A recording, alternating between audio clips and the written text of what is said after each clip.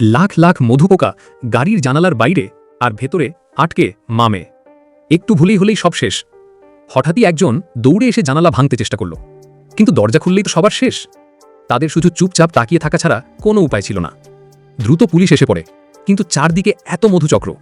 চেষ্টা চলে fire extinguisher দিয়ে সরানোর, তবু ওগুলো এক চুলো সরছে না। ভয়ের মধ্যেই মধুপোকা ঢুকে পড়ে গাড়ির ভ্যান্ট দিয়ে। মা আর মেয়ে দুজনেই মারাত্মক অ্যালার্জিক।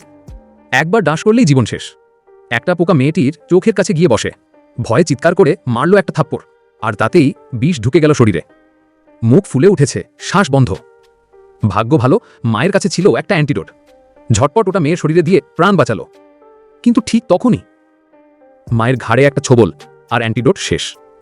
মা অজ্ঞান হয়ে গেলেও মেয়ে হাল ছাড়ে না। বাহির থেকে নির্দেশ পেয়ে সাহস করে বের করল লুকোনো ওষুধের শেষ অংশটা। নিজ হাতে মায়ের শরীরে দিয়ে দিল। একটুখানি দেরি হলেই আজ গল্পটা অন্যরকম হতো।